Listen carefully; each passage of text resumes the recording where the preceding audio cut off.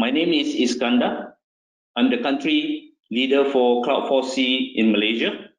And today I'll be joined by Kiran Kumar, Cloud Solution Architect from Microsoft, Hitesh, Vice President for Solution and Services for Cloud4C, our distinguished speaker, Malik Murad from MITRE, and Avinash Loki, who is a Security Solution Group Director in Microsoft. So I think the title of it is pretty lengthy, but what we are trying to do today is actually to share with you a 360 view of defense management leveraging Azure Sentinel, Microsoft ATP, and Security Center. So before we start off, let me give you a quick introduction of Cloud4C. Cloud4C is a trusted managed service provider. We've been serving 4,000 plus customers globally, which includes 60 of the Fortune 500 companies. Overall, we are in 25 countries with 52 locations, and we are still expanding within the globe. We have a people strength of 2,000. Out of the 2,000, 700 plus are Azure certified engineers, and more importantly, our partnership Microsoft brings us the following credential, which we are a Microsoft Go partner and an Azure expert MSP. Next slide. So how do Cloud4C help a customer? So our service is based to design to accelerate your transformation. We look at how you should modernize your infrastructure, your cloud, and your application. We interject things like RPA to provide you more efficiency in your operation. And more importantly, we look at your security and compliances. Part of the compliances that we look at for customers are around things in Malaysia like RMIT, whether it's industry or a country specific. So here we have a list of services portfolio that we carry, but I'm not going to go through everything, right? I think it's a bit lengthy. We will be sharing it to you post-webinar, yeah? So with that, I'm just going to give you a bit of housekeeping before we start the actual session. We appreciate if you can participate in our poll during the duration of the webinar. Please feel free to ask questions at the bottom of the platform. And any question which is deemed to be interesting, I will personally provide you a gift voucher. And lastly, we will have a survey where for you to claim your vouchers, and importantly, there will be an offering around our security assessment, which Hitesh will share with you at the end of the webinar. So for that, we're going to start our first poll.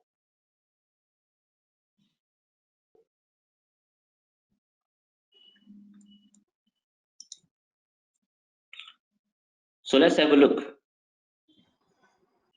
So we have a fair share of people have started moving non-production application to the cloud, and a fair share of people internal discussing and planning the next 3 to 6 months, and 32%, wow, have no plan yet to implement any cloud initiative. So this part of the poll, we will revert back in our conversation with Hitesh and also Kiran, how this will apply to a security framework that we're going to share in the next few slides. So with that, Hitesh, over to you. Thank you, Iskandar. Just want to make sure my screen is still visible. Yes. Perfect. Greetings, everyone. This is Hitesh from Cloud4C. I thank you, every one of you for participation today. In next 10 to 15 minutes, I will take you through an overview of what exactly Azure Sentinel, Azure ATP, and Azure Security Center brings to your organization. Attacks are getting smarter, and more sophisticated. Security is a consistent concern, both cloud as well as the non-cloud initiatives. So security incidents such as data breach can cause significant reputational damage.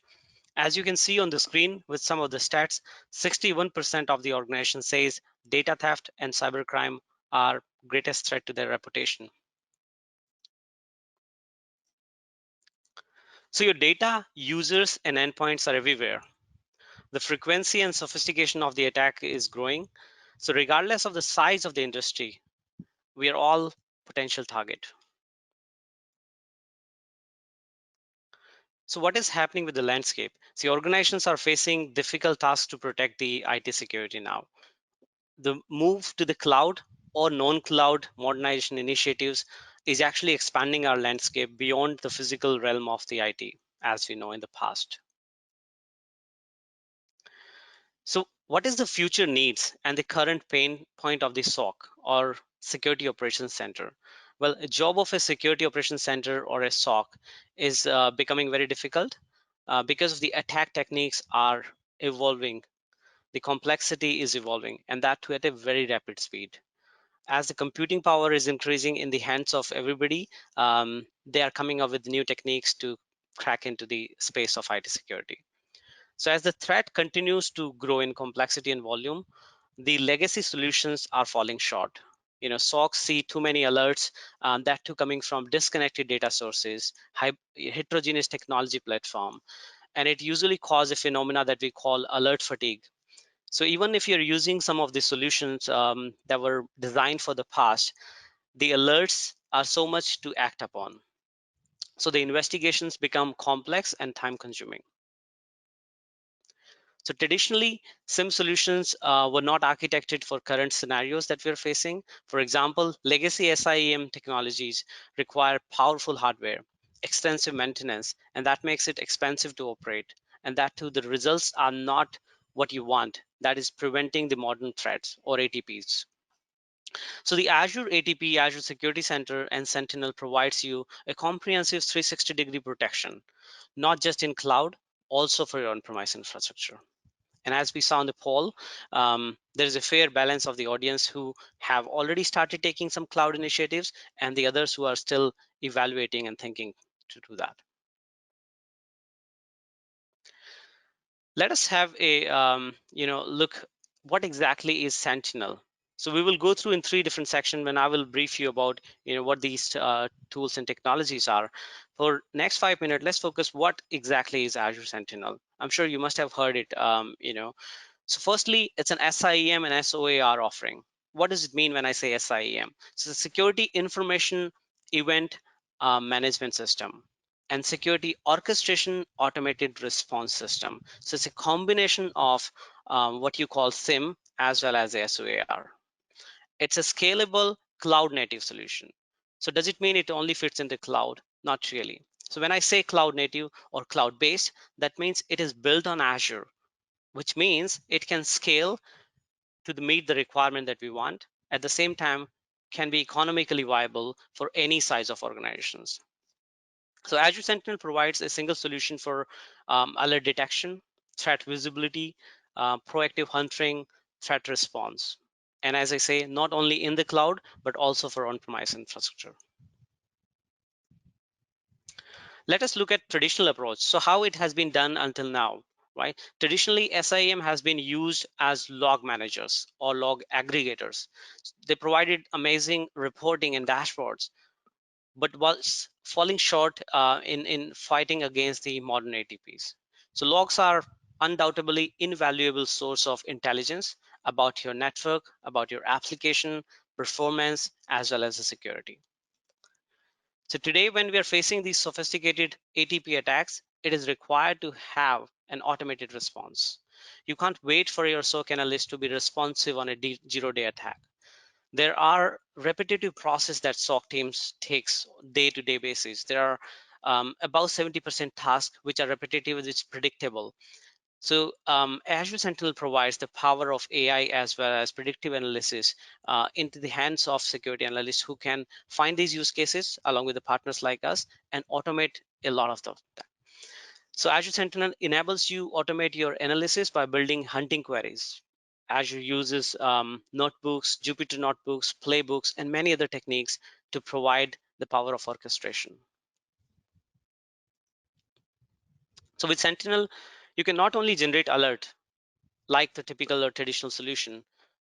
If you find the alert interesting enough, you can actually open a case automatically. When I say case, a case is a is a is a ticket. It can be a ticket into your existing ITSM tool, where you can get it flagged that there's a high severity case logged because of certain events that are happening in your environment. You can collect logs and data at cloud scale. When I say cloud scale, that means there is virtually no limit. So you can get started with as small as you want to be, and you can scale regardless of sizing, re-architecting, or resizing your environment constantly as the organization keep growing. You can collect logs and data from users, devices, application, infrastructure, both on-premise and multi-cloud environment. At the same time, you can minimize the false positive, and that is the biggest challenge that the SOC operations face, the false positive, right? Where to focus, where not to focus. You can investigate threat with using the AI, an intuitive GUI, as we will see in one of the screen, that helps you to rapidly respond to an incident.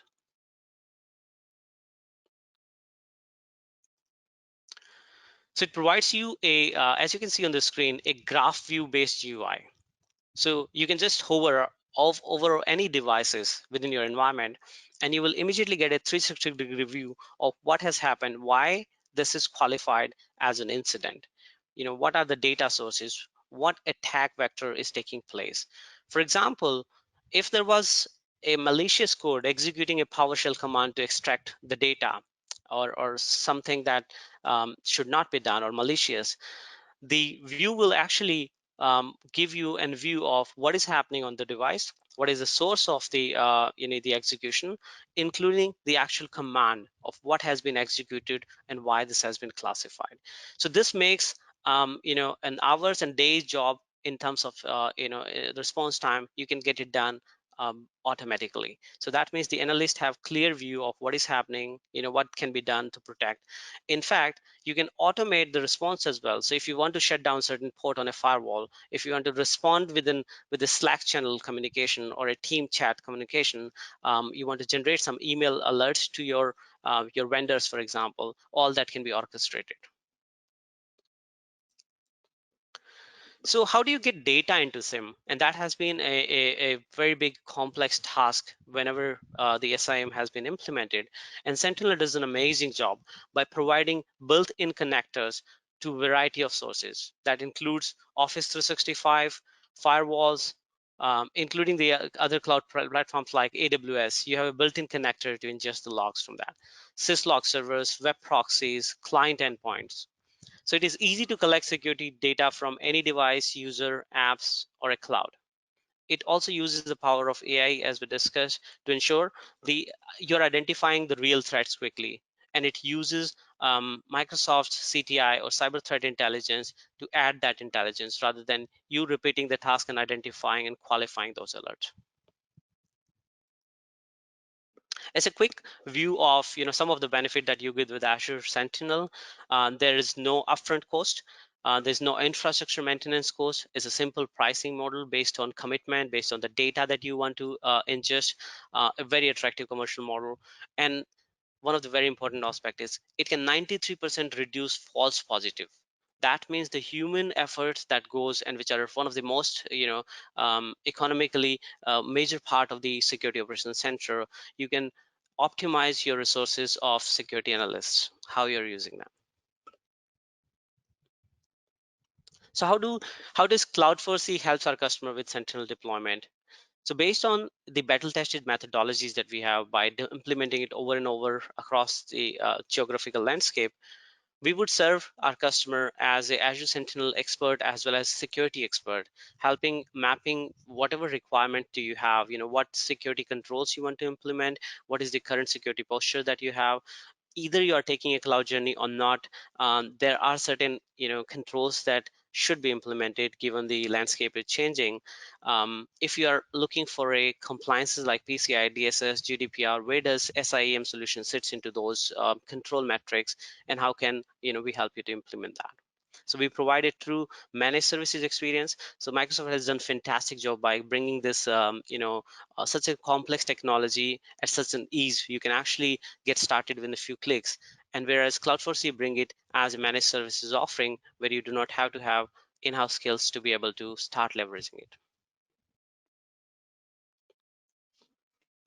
So let us look, what is Azure Security Center? So how does it helps to prevent, detect, and respond to the threats? So Azure Security Center provides you the tools needed to harden your network, secure your services, and make sure you're on top of your security posture. And that goes from the cloud to any cloud to your infrastructure as service environment in the private or your data center example. How does it does is Security Center uses a log analytics agent, and that is supported across variety of operating system, including Windows and Linux. There are multiple tiers of this service, and the first tier is free tier, which is enabled on Azure subscription by default. It provides you policy, continuous security assessment, actionable insight on the Azure environment.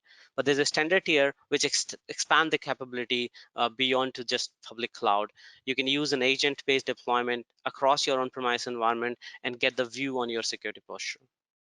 It also has advanced threat protection capabilities, which use inbuilt behavior analytics. That means it baseline what is normal in the environment and then predict what is abnormal. And based on that, you can take actions.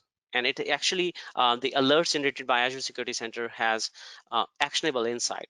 And I will show some of these screens in future as to how you can benefit from those insights. So Security Center can collect data from, as we discussed, on all virtual machines, be it an Azure or non-Azure environment. It has also built-in capability to protect the PaaS environments, to protect containerized environment, and many others. So the log analytic agent that it uses has variety of configurations which are automated. You do not have to do a lot of effort to get this started. Now have a look at this screen.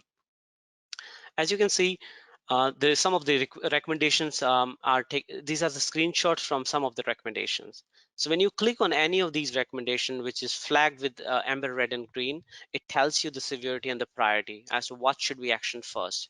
And when you click on those actionable insight, you will find data as to why this is classified as red. For example, a highly privileged account, which is not being protected by MFA, has been used in a SQL as a service account, for example. So these insight, which in the past were part of the manual exercise, were not that effective. There's a policy automation. So Azure Security Central is constantly forcing a policy to maintain your security posture. Yeah, it is periodically analyzing the security state of all the resources. And it is doing that by using the analytical power within Azure. That means you're not deploying a big data or a Hadoop or any other complex analytic solution within on-premise. It then provides you with the recommendation of how to remediate. So you have seen the alert, but it also fetches the information related to how you can actually remediate, and also estimating potentially how long will it take to remediate. So as you can see a screenshot on the screen, it is an alert about a vulnerability of a SQL server, including the remediation steps, what must be done by the security analyst or the teams involved. Isn't it the amazing power to have that level of intelligence in your security posture? It also uses a concept of kill chain. For those who are not aware, kill chain is a methodology to map the progression of a cyber attack, from reconnaissance to the actual execution of or payload. So across this kill chain, there are various frameworks popular. One of the very popular framework is called MITRE attack framework. So both Sentinel as well as the Security Center use MITRE attack framework across the way it detects, prevents, and report the alerts. So coming to the third point, which is Azure ATP. So what exactly is Azure ATP in that case? So put simply, Azure ATP is basically provides an ability to monitor Windows Server Active Directory on-premise AD using a sensor called Azure ATP sensor that get installed directly on the domain controller, which sends the data to the cloud analytics engine to detect and investigate threats. So by this, ATP is helping you in detecting, investigating advanced ATP attacks involving identities, not just in cloud, but also in hybrid cloud or on-premise environment.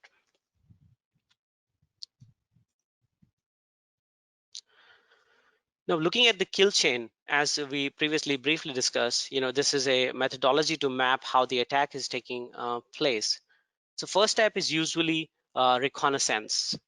That involves discovering your domain structure, how the privileged identities are mapped into your environment. And a common attack is LDAP-based attack. Next step is usually a compromised credential, trying to get a password by either using a brute force or any other similar attacks. So as you can see, this methodology, you do not have to create a manual process to identify where the attacks is there, which is usually not the efficient way. So ATP is bringing in automations. That means you will have a 360-degree view of what is happening to your Active Directory environment. Is there any identity being compromised? Is there has there been any lateral movement? When I say lateral movement, that means is any pass the ticket, golden ticket, or Kerberos attacks happening in your environment, right? The last step generally is domain dominance, and there are a very powerful attack that can take place within the Active Directory environment. An example would be DC shadow. So this is providing you, by just putting a simple sensor on the domain controller and by by leveraging the power of Azure ATP, you're getting a view of how you can prevent a DC shadow attack, a malicious domain controller replication attack, or golden ticket attacks. So this is amazing power back passed on to your IT security team. So quickly winding it up, some of the benefit, it is scale of the cloud. That means you do not have to size it. There's no right sizing required for Azure ADP or Azure Sentinel. It's pay as you grow. If you get more logs in future, you don't have to size, or you have to plan. You don't have to plan for the backups, etc. Of that. This is all delivered as a cloud service. And this is, as you can see on the screen, it's a security delivery framework that Cloud4C use. It's it's a combination of best practice ITSM policies, battle-tested methodologies, security expertise, industry knowledge, and Microsoft technologies knowledge combined to deliver the outcome for the business. With that, I will quickly, flash a case study that we've done recently. It's a government entity who has a huge responsibility to protect the data related to 60 other government entities, and they were tasked to take up a cloud journey as part of the Azure adoption.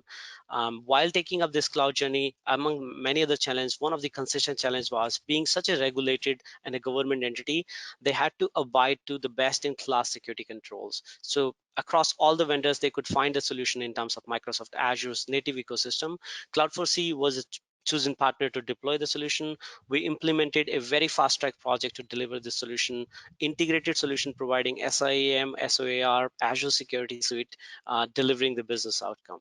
So they have, in fact, they were using the legacy SIEM in the past. So commercially, they also wanted to optimize the cost of the overall security while improving the security posture. And that was the outcome of the project. With that, we'll move to the next poll. And after that, Kiran from Microsoft will take over. Thank you.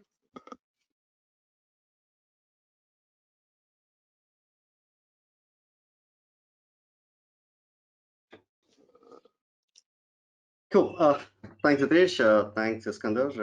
Hello, everyone. Thanks for having me here. I'll be taking over for next 10-15 minutes. I'll be taking over the Microsoft cybersecurity briefing. Let me just start my slides. All right. So when we talk about Microsoft cybersecurity, right, a lot of customers, have a perception, are we really a cybersecurity company? Do we really have the technology, the solutions which can actually meet their needs, right? For all of those, this is a big commitment coming in right from our CEO, Satya Nadella, and he mentioned that security is one of our top priority. And we are actually committed to bring the world-class cybersecurity solutions for our customers. We want to be a platform vendor by choice, not just the point solutions. With that, Microsoft is the only company I would say who is actually investing more than $1 billion on an annual basis just on research and development purpose for cyber security solutions. With that kind of an investment, this is something we have come out with. I'm sure some of you might have seen this slide. It looks very, very complex, right? Yeah, cybersecurity is complex, right? So every single solution, what you see here on this slide, is actually belongs to the cybersecurity solutions of Microsoft, which is from M365 as well as Azure Security. Now, don't worry about how complex the slide looks like. I'm here to help you break this down into pieces, and then I'll tell you what kind of solutions we have from Microsoft and how we can meet your needs in your various different use case scenarios. Right, so let's go ahead with breaking down this slide, the huge last slide, into small pieces. Now, the slide what you've just seen is our cybersecurity reference architecture. So we call this as MCRA, Microsoft Cybersecurity Reference Architecture. Now, this is all how it started, right? You can actually see that this is a kind of your network perimeter, right? So you have your intranet servers, you have your extranet, and then you have a very, very strong network perimeter, and in your extranet you have a strong DMZ zone, making sure whatever comes in and goes out is secured and protected. And for that you have very strong solutions deployed, like next-gen firewalls, your HDLPs, intrusion detection or intrusion prevention systems to protect all your servers, workloads, whatever you're running inside a network. So you have very good control out of this. Right, then slowly what we have seen is a lot of these customers started embracing BYOD, bring your own device kind of solutions, and they allowed mobile devices coming into their network. Right, you can now see Apple's iOS, iPads, which belongs to your employees. They started using your corporate applications and data all over. And you as an IT, you have control over the managed clients, because that's something, you own it, and you have every right to enforce all the kind of policies, the security policies, and then take control of the device. But then for unmanaged devices, you have no control. But now you have seen that users are started actually using, the emails, the applications, the data, which belongs to corporate running on those devices, right? Now, we also seen a lot of big enterprise customers running their own security operations center in order to protect their intranets, their extranets, their devices, their data, everything, right? They're running a very large environment. It requires a large infrastructure to have your own SOC, right? Security operations center. Now, we have seen that, even though you have a very strong network, perimeter, strong policies enforced, but there is always a chance where the data is getting leaked. Now, a lot of customers wanted to address this challenge, and they started, having an endpoint DLP kind of a solutions for every single laptop or every single device in their organization. And for you to control all this in a centralized place, you needed directory services, right? And the most famous one, the most used is the Microsoft Active Directory, which you are very familiar with. Now, as we moved along, you actually saw a lot of customers started using SaaS-based applications. This was not the case a few years ago, but now customers, realize the benefit of cloud. They know what kind of benefits, in terms of TCO, the return on investments, the cloud brings in for them. So they started embracing, the solutions like Office 365, which is the #1 SaaS-based application today. They started eliminating their huge infrastructure, which is for Exchange servers. Then they simplified by moving the email system to Office 365, right? Now, slowly we are also seeing a lot of customers like you are also started using the IoT technologies in your environment. Now, naturally, what happens is when you have SaaS-based applications, the IoT coming in, you are naturally into in a hybrid cloud environment, right? So you have, solutions which are running in on-premises. You have some services which you have used on the cloud. So naturally, you fall into the category. We call this as hybrid cloud environment or in the infrastructure, right? Now, when you are in a hybrid cloud environment, you would definitely need a vendor who is actually more trustable, because now you have allowed your data, your workloads to run on somebody else's data center, right?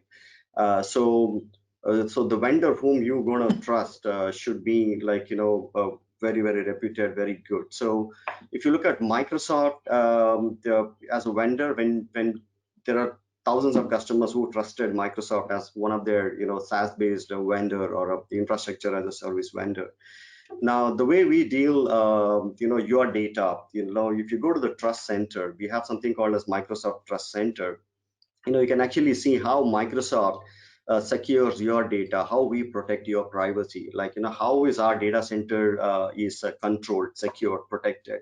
So we go through an auditing system. So you can actually go through the reports of the entire audits, which we go through our data center. And those audit reports are actually published in Trust Center. So you can actually download them and then go through, what kind of compliance we meet. And I think Microsoft is the only company who meets more than 90 plus, industry certifications, the compliance and regulations as of today. Then we also have something called a security development lifecycle. So this is something, a best practice guidance for you as a customer, as a software developer, where you can actually go through the best practices, the frameworks, the guidance on building a strong secure softwares, by using Microsoft framework or Microsoft best practices guidance. Now, we have also seen, like, a lot of customers started moving their workloads into the infrastructure as a service, like Microsoft Azure, for example. Now, when you are running your virtual machines in a infrastructure as a service, you also need a similar setup of your DMZ zone, right? So today, Microsoft has a lot of the, integration with third-party solutions like, Palo Alto or Checkpoint or Cisco. So with a click of a button, you can actually enable a Palo Alto next-gen firewall on your, the workloads which are running on, Azure Infra.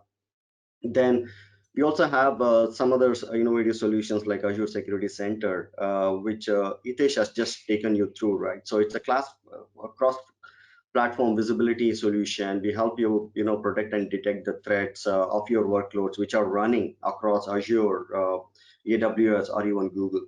Plus, we'll also help you, give you the visibility of what's happening to your virtual machines, right?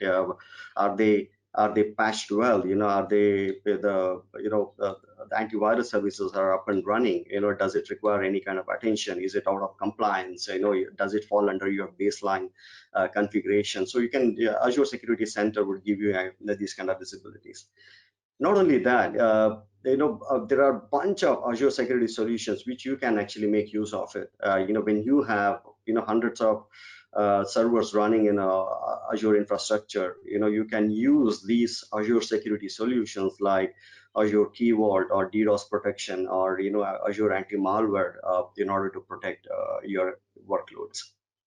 Plus, even though cloud is becoming more prominent, Microsoft never stopped their investments on on-premises technologies like Windows Server 2019 is our latest server operating system released maybe about a couple of years ago. One of the strong the strategy we have when it comes to the cybersecurity is, we are everything built into the products, into the solutions, into the operating system. It's not a bolt-on, it's a built-in technology. So if you look at Windows Server or Windows 10, we have built in so many security capabilities into the operating system itself. And these capabilities would act as a service for you. It's not even an agent. So you don't need to install anything. You don't need to bolt on anything, right? So because it is part of the service, it is part of the operating system, all you need to do is like just turn on this as a service. And now to turn it on, we simplified even better for you by, you can use group policies, you can use PowerShell scripts, you can use Intune or SCCM, or even you can manually turn it on. And then you have a solution, which can actually help you protect your endpoints, right? And today Windows 10 is the most secure endpoint operating system Microsoft has ever released. The reason being, we have capabilities like network protection, credential protection, exploit guard, attack surface reduction, behavior monitoring, antivirus, anti-malware solutions, applications controls. Everything is built into the operating system itself. And plus, if you need advanced EDR kind of a capability, Defender ATP is also built into it, right? So you with just click of a button or just turning on a simple policy, you can enable a EDR capability on hundreds and thousands of your endpoints. So, and these solutions also have a very strong integration. Now, not only that, so we also have solutions where your admins can actually use as a privileged access workstations to configure your environment, to manage and maintain your Azure environment, your Office 365 environment, your network environment. Now, we have seen a lot of customers when they are in a hybrid cloud environment, it becomes very difficult for an IT to have a visibility of what's happening in their environment, right? When you have a network perimeter, it's very easy to control. But when you are in a hybrid cloud, it becomes very difficult because you don't know what kind of devices are actually connecting to your SaaS applications like Office 365 or G Suite or Salesforce, and then how are they playing around with the data, right? So Microsoft always recommends that when you are in a hybrid cloud environment, when you are embracing cloud, the first strategy you need to always implement is a strong identity and access management, because everything revolves around your identity. And if your identity gets compromised, the hackers can easily get access to your Office 365 inbox or Salesforce application or something like that. Or if your user is an admin, and then if his admin's identity gets compromised, then the entire Office 365 tenant might be compromised. And think about it, if you have a VIP user, senior management, CIO, CFO, CISO accounts gets compromised, then hackers have much more information than what they need, right? So the first strategy should be always implementing a strong identity and access management solutions.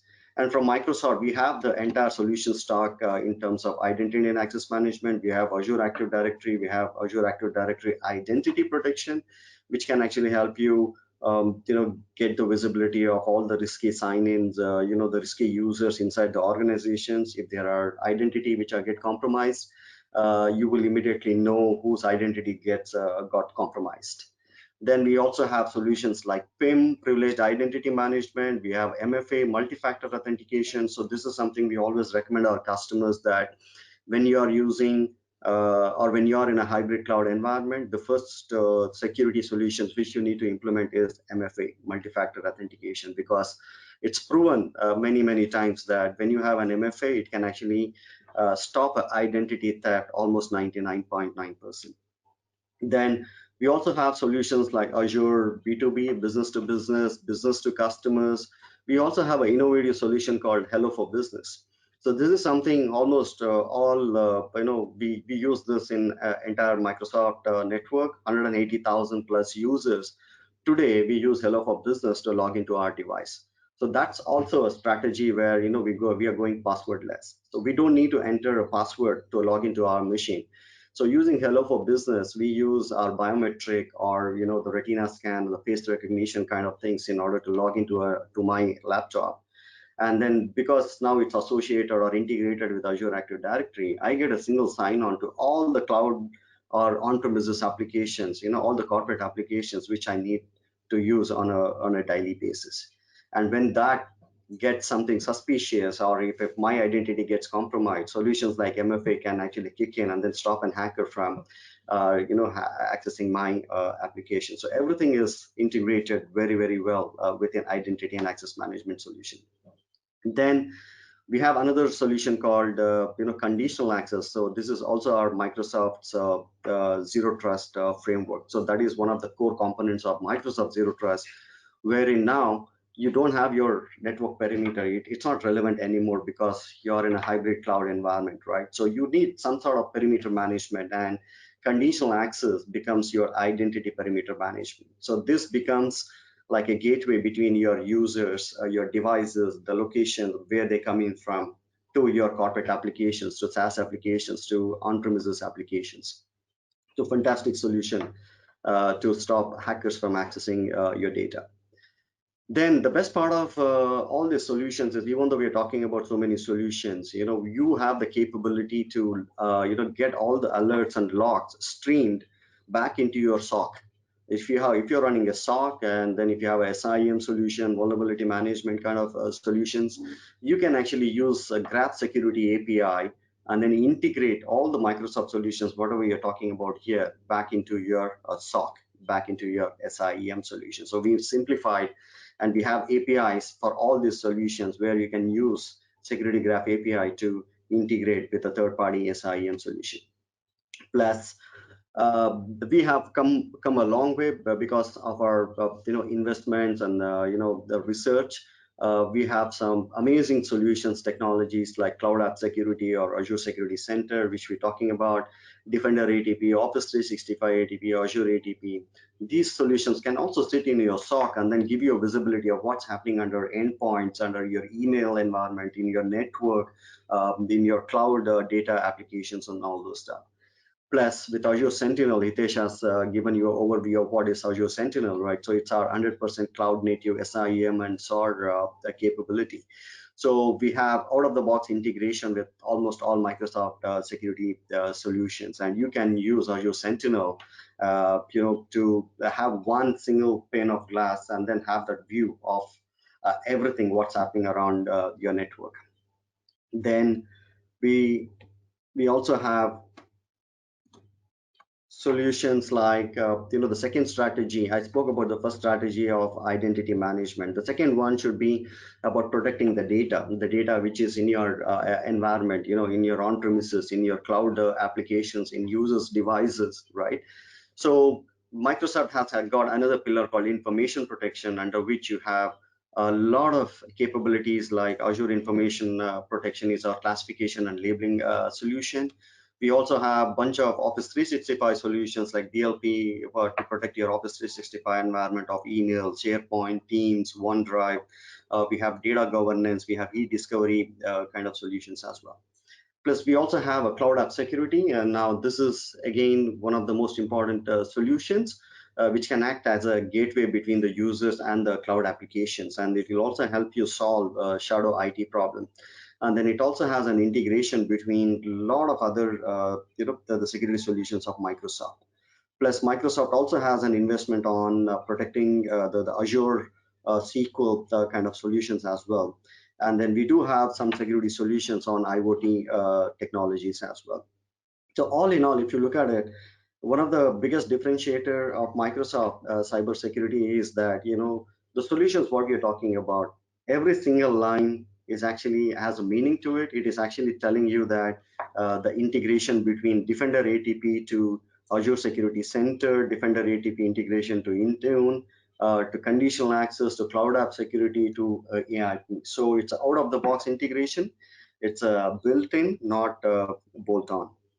So that's what cybersecurity reference architecture is all about.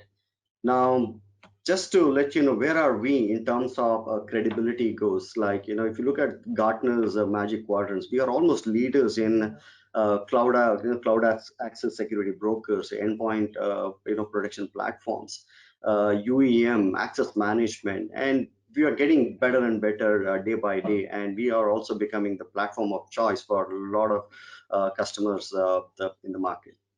So with that, let me stop here and then hand it over back to Iskander to take this further. Iskander, over to you. Hey, thanks, Kiran. Great for you to share all the details right now. Kavita, can we have the next poll, please? Yeah, I'm sharing the result of the previous poll as well, Iskander. Yeah. Thank you.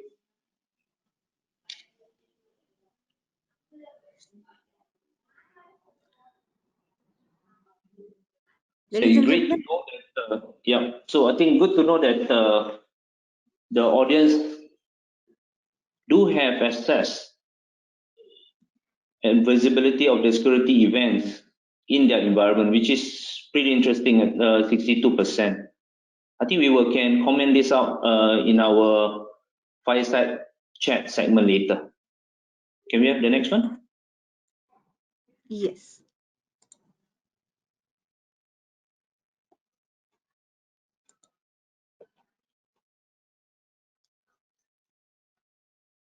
So here's the result of poll number 3. It seems that everyone is addressing cybersecurity threats in their own environment.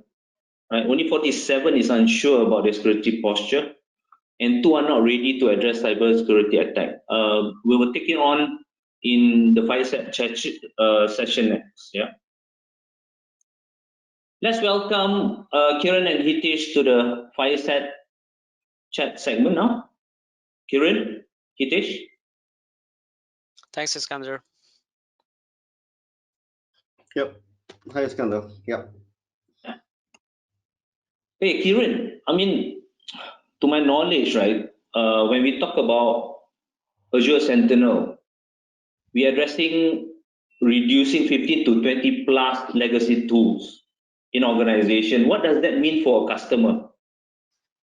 Yeah, so Iskander, that's a good question. It's not just Azure Sentinel, it's about the entire Microsoft cybersecurity solutions, which I've just taken through, right? So if you look at the cybersecurity reference architecture, and then if I start counting the number of security solutions we have, it can easily go about 30 to 40, which comprises of M365 security and compliance solutions, as well as Azure security. So that's a lot of solution, a lot of security capabilities which we have developed over time. So just to let you know, Hitesh, do you want to publish that slide, Yeah, please? Kiran, I think it'll make sense to have a visible, a guide as to what we're talking about. Exactly. So this is the Microsoft end-to-end security capabilities right now. We can actually count each one can actually a point solution of our customers' use case scenario. And today we have seen a lot of these customers have an investments already with multiple security vendors, fulfilling their needs. Now with Microsoft being an end-to-end, I think Microsoft is the only company where we have an end-to-end, security solutions, right from addressing the customer's user needs to the devices, to protecting the data by becoming compliant to the regulations, protecting the cloud storage, cloud applications, the data which are running on cloud in a hybrid environment, in a Azure infrastructure, you name it. I mean, we have solutions almost end to end. And these are some of the important pillars what we have. We have like identity and access management, under which it's a comprehensive identity and access management solution. If you have information protection, we have threat protection, we have security management. Now, if you look at customers, there is a, sorry about my voice. The customer, there is a Lockheed Martin, framework which talks about the attack kill chain. He talks about, the framework basically talks about how an attack actually enters into an organization, right, through an email, then it goes to an endpoint. Then they do a lateral movement, then the data exfiltration happens at a very high level. Now, when it comes to protecting the email, a lot of customers have investments on solutions like Symantec or FireEye email security gateway. So that can easily be replaced with Office 365 ATP. Now, when it comes to endpoints, to stop all the exploits, all the malicious applications installation, or even stopping endpoint communicating back to the command and control center, solutions like CrowdStrike or even FireEye, a lot of investments made by customers. And that's an agent-based solution with Defender ATP coming in. It's a service inside an organization. You can easily eliminate that, right? And we've also seen customers doing very costly investments in terms of Okta identity kind of solutions that can be very easily replaced with Azure Active Directory solutions, right? So we can meet and in fact offer more than what Okta or Ping identity solutions can offer today. Then when it comes to lateral movement or privilege escalations or domain dominance, which Hitesh was talking about, to stop these kind of threats, customers have invested on Exabeam, on CyberArk kind of solutions that can be replaced with Azure ATP. CASB or shadow IT is a common problem across customers who are in a hybrid cloud environment, right? I've been talking about a lot. So CASB solutions, cloud access security kind of solutions, broker kind of solutions like Netscope or Checkpoint, CASB solutions are the ones where customers have invested in. Now that can be replaced with Microsoft Cloud App Security, right? And this is the bundle. So today, if you have a one vendor like a Microsoft who can become your platform of choice, it's proven, and industry is talking about it. People like Gartner and IDC are talking about it, that you will have a better TCO, better return on investments when you have a platform vendor like Microsoft coming in and then addressing the needs of the cybersecurity. So these are the solutions. Actually replace easily about more than 15 to 20 solutions today. Yeah. Okay, that's interesting. So it's very true that Microsoft is a security company now. Yes. So Hitesh, so if you notice, right, I mean, the last session that we have with you and Kiran, so where are the customer globally looking at security? Is it still an afterthought? I think we ran the poll earlier. So we have a very high number saying that they are pretty much there. But do you see different numbers in the other part of the world, or there's a bit long way to go? Very interesting, Iskander. So it's not that majority of those customers are actually taking up a security journey, right? So improving security has been a KPI and KRA for certain segment within the IT decision making, but the majority of the function of the IT is to pass on the business value, right? So they're in business enabler function. As they enable for business, they take on the project, and project can be a cloud adoption, digital transformation, and any other enhancement that they want to do. While doing that, what is very important to be visible about and vigilant about how are you going to protect it, because security has to be a part of every decision that you're taking, and every transformation you're taking, changing the landscape of how you was doing the stuff in the past and how it should be done in now, right? And also the landscape is changing. So majority of the customer that we see adopting these technologies are not primarily looking for security. They're looking for a business a functional project, and the IT security has to be part of it. And we educate customer as to how they can adopt these amazing Microsoft technologies and deliver the value that they want to deliver to their business IT or business, be it cost optimization, agility, scalability, and at the same time improve their security posture.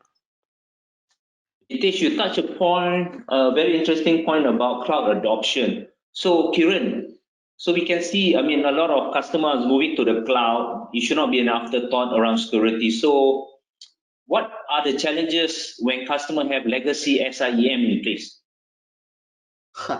That's a good question, Iskander. Now, when we talk about the legacy SIEM, right, we're talking about a technology which is about 15 or 20 years old, right?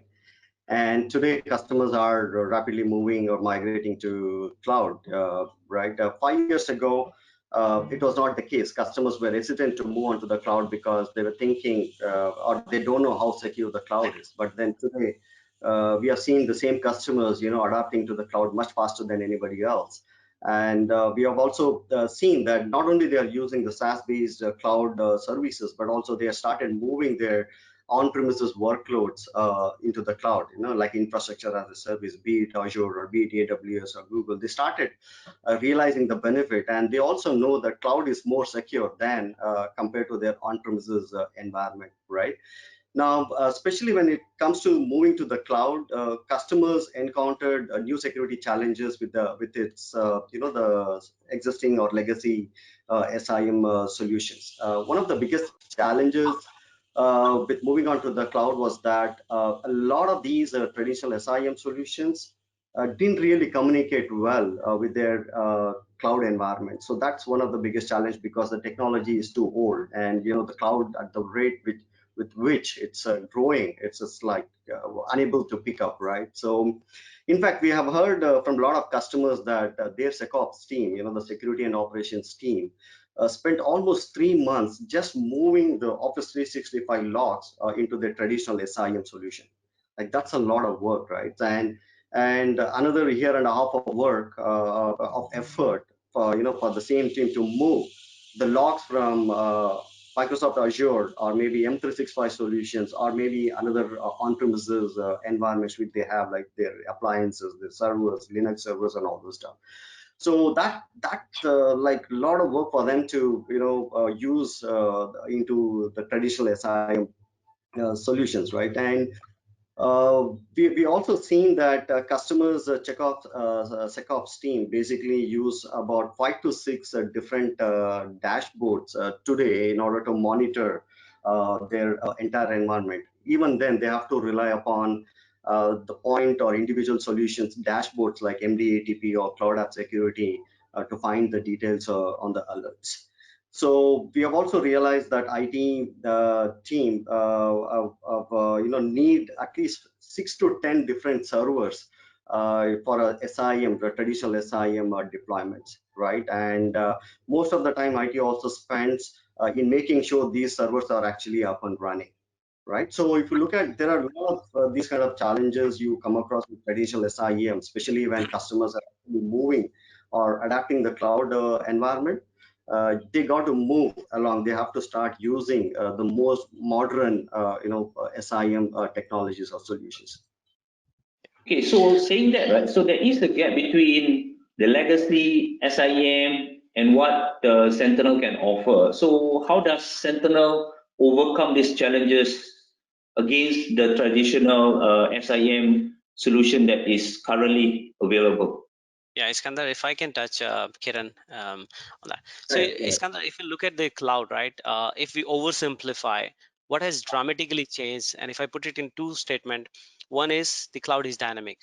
When I say dynamic, that means the resources that are there today in this hour does not mean that is my IT state. My IT state can expand, can reduce, can contract, and that's the power that we're delivering with cloud, right?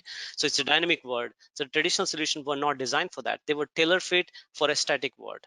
The second is Yeah. geographical boundaries, right? The network segmentation used to be the de facto, framework for security. It has diluted.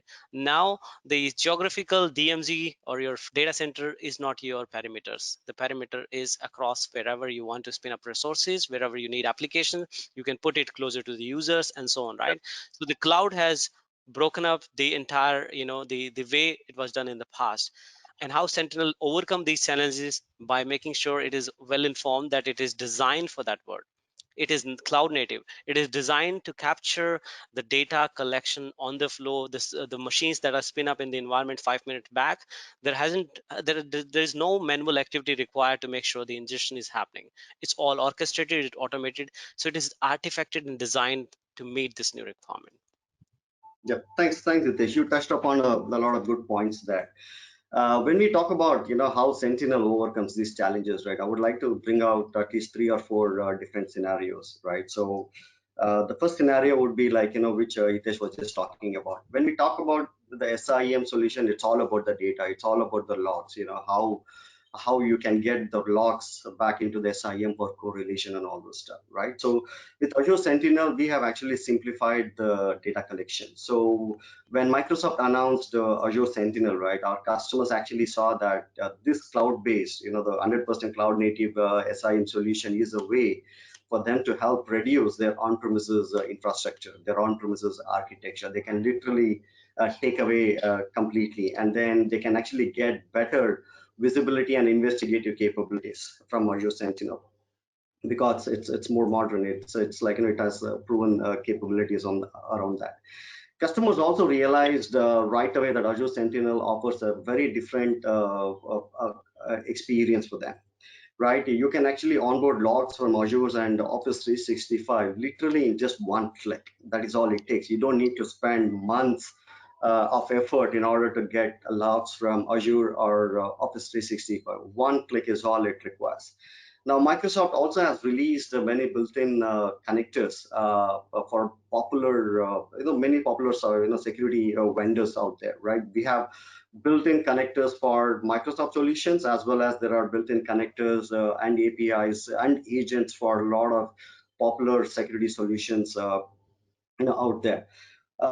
Just to tell you, right, I mean, if a customer has a Fortinet or a Palo Alto firewall, right, they just need to enable the connectors and the logs and alerts start coming in right away. So that's how we simplified the data collection for Microsoft as well as third-party workloads.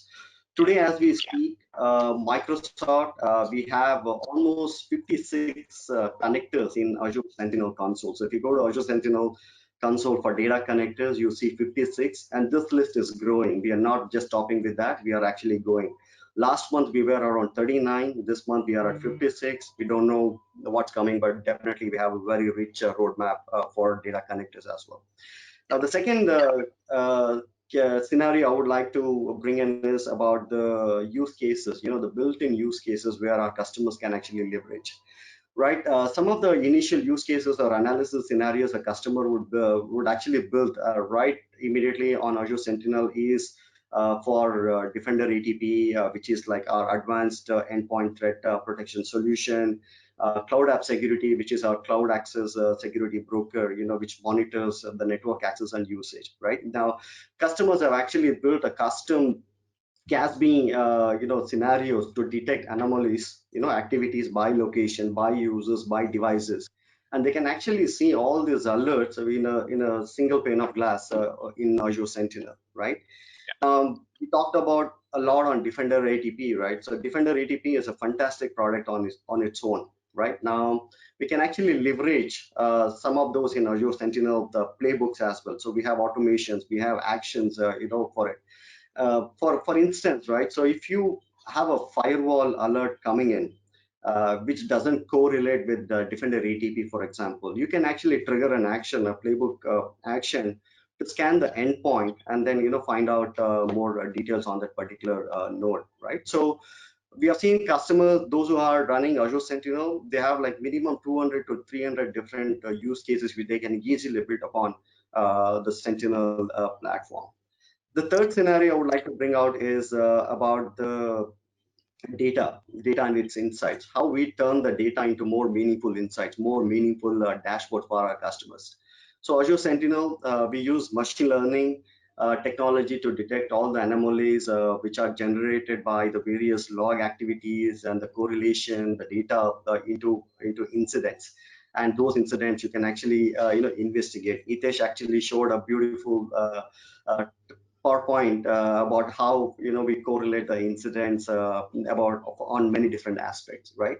So we also use a MITRE attack framework on our Azure Sentinel alert. So that actually simplifies, and users are the customers are more familiar with the standard naming convention of MITRE attack framework, which we actually use it in our Azure Sentinel.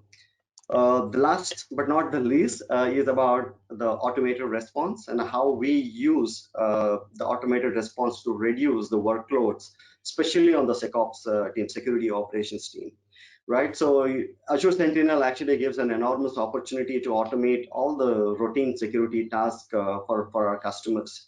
For example, I have a customer who is actually, he uses Azure Sentinel to import brute force attacks information from the threat intelligence sources, and then what he has done is he has updated all this information in his firewalls, okay, with all those IP addresses, all those details. Now this is like this one use case scenario would actually reduce 5% of the regular workload of a SecOps team. That's automation for you, 5% with just one playbook, right? And when the alerts are generated, when the similar alerts gets into Azure Sentinel, the playbook works, and those addresses would get blocked automatically, right?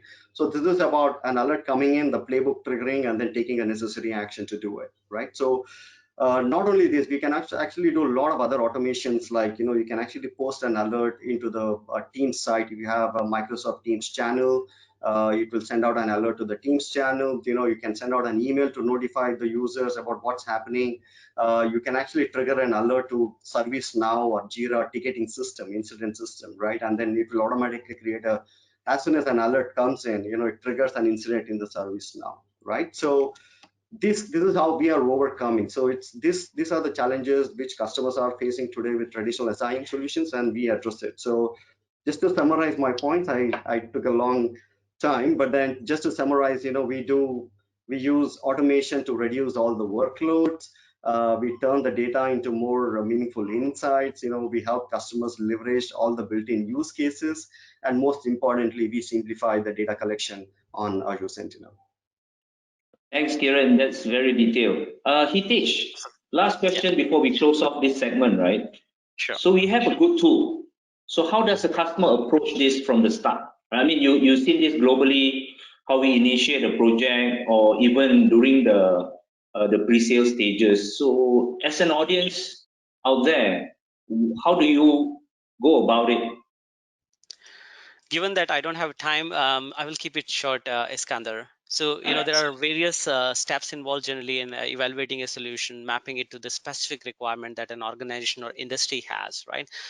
Partners comes in handy, right? And Cloud4C is one of those trusted partner by Microsoft. So Microsoft has provided this amazing engineering piece, right? Technology. We bring in the people and process that can help them to implement the use case that they're looking for. So if I put it short, yes, there are some steps, but the best thing about, what I love about Sentinel and related technologies in Azure ecosystem is you can get started in number of days, right? Matter of days. You're not talking about months, and that's where the value realization is very fast. So the decision makers can see the results very fast rather than keeping the environment unprotected and looking for a comprehensive buying or cycle, right? So with connecting to us, we can help them doing an assessment, identifying where they stand today, designing the end state, and then also looking at the cost optimization opportunities, because many of these decisions in the COVID situation may not fly from the budget approvals, etc. But if you present back a scenario that you're improving the security posture, at the same time you're optimizing what you're already spending on the distinguished or differentiated technology landscape today. Cool. Okay, so I'm not going to let you both off the hook now, right? Because we're going to bring on Avinash and also Malik for the next segment, which is going to be a quick panel discussion. I think we have a few questions prepared, and also I think there's some questions from the audience right now. Yeah. Sure. Vita, can we run the last poll, please? Yes, Iskander.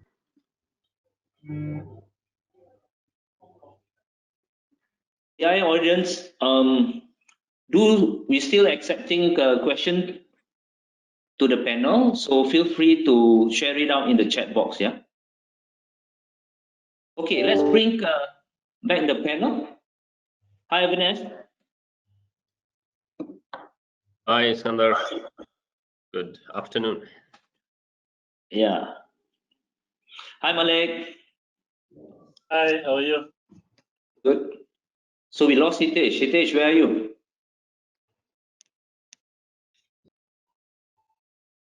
Yeah. So guys, so I think we just passed the COVID pandemic, and in terms of IT budget, right? There's a different allocation now compared to what we have many years ago, and especially now we are at the tail end of the year. I mean, the spend is always high. So with the budget cut, maybe I address it to Malik. How does organization juggle between managing the security at the same time keeping the lights on, and also projecting new projects out there? Okay, first of all, let's talk about COVID, right? So in terms of COVID, there's a huge impact to most businesses, especially SMEs in retail, and I would say almost every industry. And for IT within these industries, our budget, you would assume we will get more money. Actually, no, we are getting less money than before, which only means that we have lesser money to spend on security. No, we still have to spend on security, but just slightly less. A lot less. A lot less. Avinash, what's your view on this? I mean, you see in the region, is this the commonality that across? It depends on the customer segments as well. I think what's happened is security is going to be very critical given the COVID situation now, because organizations cannot afford a cybersecurity incident or breach. Right, the cost of recovering from a breach on average is about $4 million. Right, so after the fact, the money will be available to do security projects. So it's really about justification and talking about what is the risk implication of not doing the right things. So in my experience, money can be found. It's just that you've got to make the right business case for it, and let the board members or the CEO know what is the risk of not doing this, right? And then when he or she or the board members realize that, okay, there's a lot at stake, I think they will be willing to take that investment. Okay, cool. So Malik, I always wanted to ask you this question. Yeah. So you have an online store, and at the same time you have 68 stores that you are operating. So how do you manage these two different security requirement and ensure that your employees are productive and secure? Okay, so we actually have 75 stores, including 23 malls, right? What we do, and yes, I also have an e-commerce business, and we also work with marketplaces. What we try to do when it comes to managing security is we keep it simple, right? Not being on cloud has kept my security requirement much simpler, right? Keeping more things on premise, right? Although with cloud, you have better, I would say, scalability and whatnot, right? So I limit what I put there only as and when required, if I can secure it correctly, right? And what I can secure on-prem, I have better control, right? Like a lot of our users cannot access our services outside our network. So we remove a particular component. We use virtual desktop. So we reduce the surface of attack, right? So there's a lot of practices that you can put in that can help. Keeping it simple, keeping it understandable, keeping it affordable is something that helped me all these years. Like, I mean, I've been doing this for 20 years, so it has helped me, you know. You can't go to your boss and throw him, scare him off and, and get 4 million out of the air, right? But although you would wish you could get 4 million, right? But that's the thing, you keep it simple, just make it work for you, follow the best practices as much as possible, right? And it should be okay. At the end of the day, we have to work within our means. Okay. So thanks for sharing your view on cloud security, how you manage both. Very interesting setup. Avinash, you've seen that the complexity of the threats coming up recently, right? So, and the increase on number of solution out there. So what's the view of Microsoft in terms of getting it done the right way? Yeah, I mean, a couple of things. I mean, I was looking at the polls, and it was half and half split in terms of whether the customers had a cybersecurity incident or an attack, which I thought was a bit of a surprise because today no organization is immune to attacks, right? So it should probably have been 100%.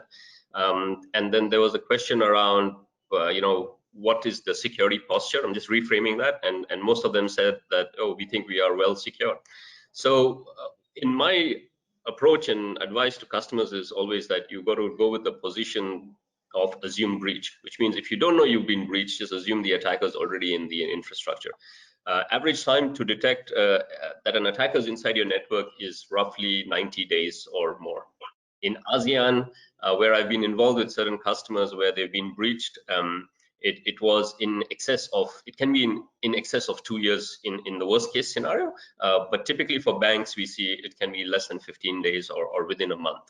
So attackers can lay low for very long periods of time. They can do disruptive things, they can ransomware your network, they can bring it entirely down and bring you to your knees. So clearly you got to have an approach where you need to be able to detect really soon. Of course, the protect is important, but you have to have a very, very good response strategy. And a lot of customers today don't have a cybersecurity incident response plan. I mean, they may have it on paper, but they don't know how to execute it. And then they are panicking and just not being able to do the right things for the customer. The other thing is really about how do we simplify alerts and threats and reporting into the SOC. Everybody's got a SOC team or a security analyst team or of some sorts, right? And when you get signals from multiple different products coming into the SOC, it's very difficult to correlate. You get alert fatigue, and you need a system that will use machine learning, AI, bring out all these low fidelity alerts and make them as an incident to say that, okay, something is happening in your infrastructure. And that's what Microsoft is really doing with the integration across the whole M365 stack, where all the point products, which typically customers end up buying, are now integrated within the Microsoft stack. So you get better fidelity, you get better cross-product communication, and then the alerting is even better there as well. Hitesh, Kiran, question to you guys, yeah. with the new tools that are available, does the SOC function change? The role of a security analyst change? Do we still need them? Kiran, do you want to take that?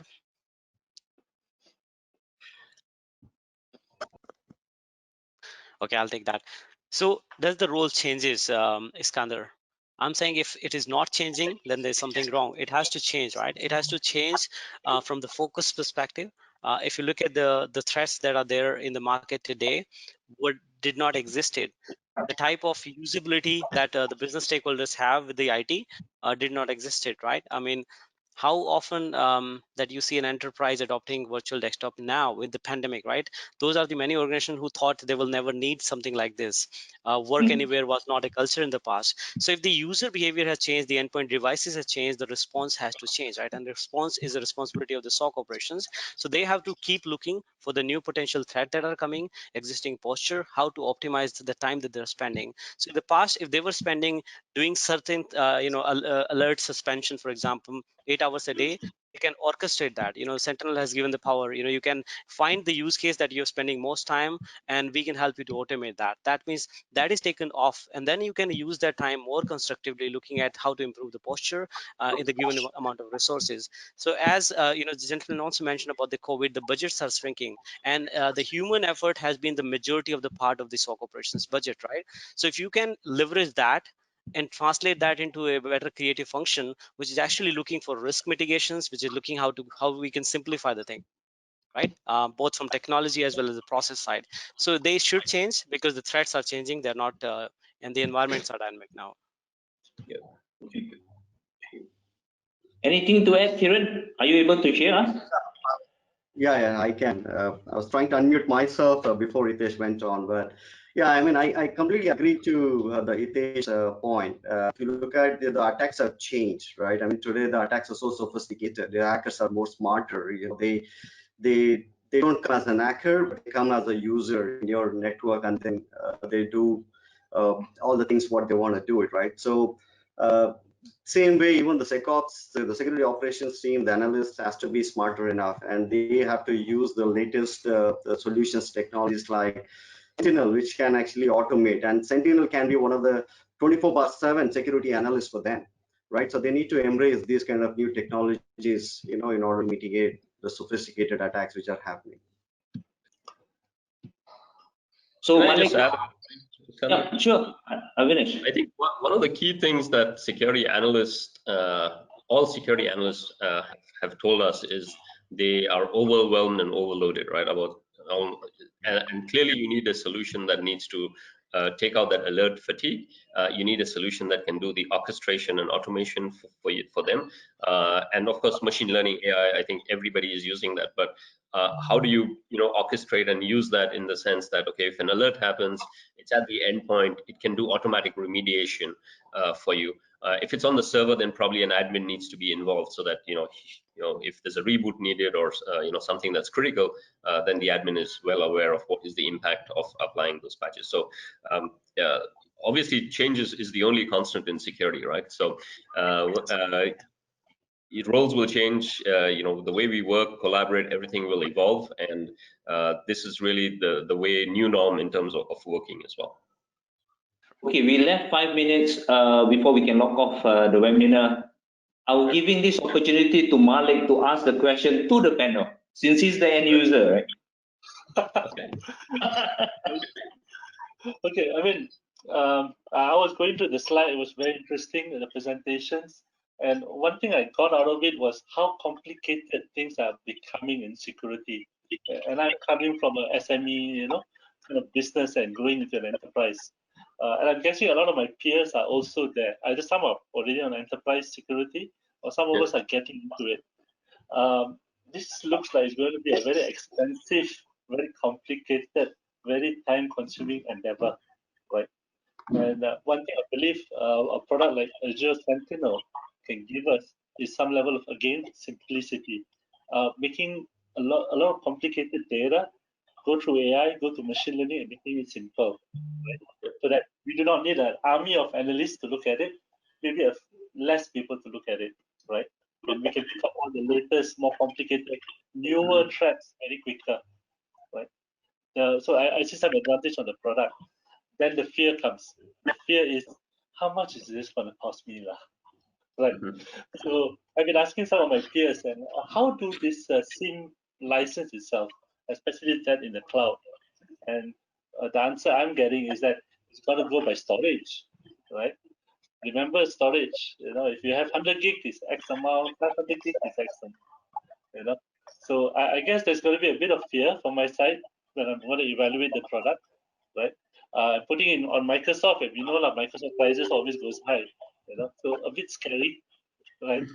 So interesting, but I see the benefit of it, right? I guess putting security onto somebody that you can trust is going to be important. As a customer, I have to make sure that I can trust a brand like Microsoft for it. Right? I hope you all understand that. So I don't really have a question for the panel, right? The normal question I will always ask is that, is this free? Obviously not. But Free for 30 days. It's free for 30 days. Yeah, thank God it's going to be kind of money in the next 5 years. But thank you. It was really an eye opener. And I really enjoyed the session. Right. No questions from my side, but just some statements and some thoughts.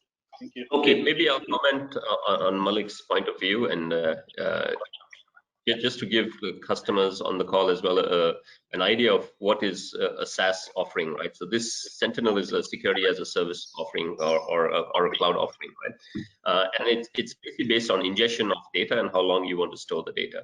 And typically, if you buy a SIEM solution which is on-prem, you need to buy a lot of hardware with a lot of storage and a lot of processing power on it. And most of the times it may not be used until you're running some reports and stuff like that. So you may be over investing in it and oversizing the capacity of that whole infrastructure. The other challenge then is, of course, you need to cater for data center cooling, all of those other things. When you look at something like Sentinel, you are paying as you go, which means if you ingest 100 GBs of data a day, you pay for 100 GB. Tomorrow, if you're pulling in maybe 10 GBs, you pay for 10 GB, and so on. So that's the real beauty of it. It is very elastic. It scales as you need it. If you're running a complex query, it will come back. It will size back. It will scale on its own at the back end, but it will give you the results almost instantaneously. I can't say that necessarily for the on-prem solutions, because I know of customers who run queries overnight, maybe 24 hours before getting any results back. So in the security world, you may not want to have that scenario. Yes, Malik. Question. Hearing that is based on storage and how long we want to keep it. So for a lot of us who are coming, and just want to buy or implement a SIEM, would that make better sense for us to maybe get our baselines, that how much storage do we actually require, and then say, okay, let's look at the SaaS as a solution, or if our storage we don't really know, better stick on prem so that we don't get a bill shock. That's a scary bit for all of us. Again, because of limited funds. At the end of the day, I have to pay you more, right? You come and bottom my service, as you say. So, what is the best approach for someone like, let's say I want to just buy a SIM, and I don't really understand what kind of data I'm going to collect, how much I do need to keep. What is the best strategy? From what you've seen in your site. Sure. So first off, I think it's a difference between capex and opex, right? When you do on-prem, it's upfront expenditure in terms of capex, and this is basically operational expenses, which is pay as you go. So most of the times, management likes this because it's based on capacity. But again, like you said, you don't want to get a build shock. So you can actually set limits in terms of how much data can get ingested. And once that data ingestion is hit, then we can stop the ingestion there. So you get a flat bill per se. But again, the question is then, are you missing the important alerts, right? So it becomes a chicken and egg story. And then, the sizing is really based on how much, what is your infrastructure, how much data is coming. And oftentimes we also see that there will be a spike in ingestion of logs when there is an attack or something that's actively happening in your infrastructure. So you got to cater for that. So yes, you can put limits. Yes, you can manage it better. But like I said, if you're a SME and you don't have the expertise, do you really want to invest in that kind of upfront hardware and license costs? then you need to get somebody to implement it for you. This is like you turn on the button and it's up and running for you. Correct. Yeah. And just That's to add, very just add one more point. What Avinash said, right? The partners like us, we have been helping, our customer to understand and predict and do an ROI assessment of, there's no bill shock if you do a proper planning. The EPSs are predictable. The number of device and endpoint that you're ingesting logs today are predictable, generating predictable logs within 24 hours. Unless you are changing the parameters based on that, you're capturing logs. The logs have a almost predictable sizing, right? So based on the pattern analysis, based on how much you're backing up today, we can estimate that. And one thing I can, being a cloud advocate, I can tell clearly is that storage is one of the most cost-effective resource in the cloud computing, and that's the reason I found Sentinel amazing. In fact, we've done an ROI assessment for many of the enterprise customer who could clearly see the value that they're bringing back in terms of the commercials. Okay, so unfortunately we are running out of time, right? I would like to thank all of you, the panelists, and for the audience, please stay on. You need to complete your survey to have the gift voucher that we will send over, and we will have Hitesh to just share with you what are the assessment that we provide for you guys till the month of September. Thanks, guys. Hitesh, Awesome. over to Thank you. very much. Thank you, Skander. So thank you everyone for joining us today. Here's an exclusive offer that we are sharing. We will do a security assessment for you. So feel free to reach out to us to see how Microsoft Securities Technology can help you sorry for that, to achieve what you're trying to achieve in terms of improving your security posture. So if you're unsure how Sentinel can or Azure Security Center can fit into your environment,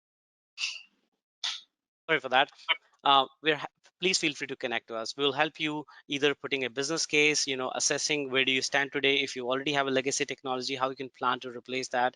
If you're taking for any cloud adoption journey, how this can be a part of holistic improving your security posture as you adopt to Microsoft Azure. So it's a free of cost, a workshop for you. Feel free to reach out to us. We'll be happy to assist you. So it's valid until the end of September, as Iskander mentioned. Thank you. Thanks, Hitesh. And to the audience, please complete the survey form so that we can send over the voucher. And I hope you find it interesting, and watch out for our next webinar. Thank you and have a great day ahead. Bye. Thank you.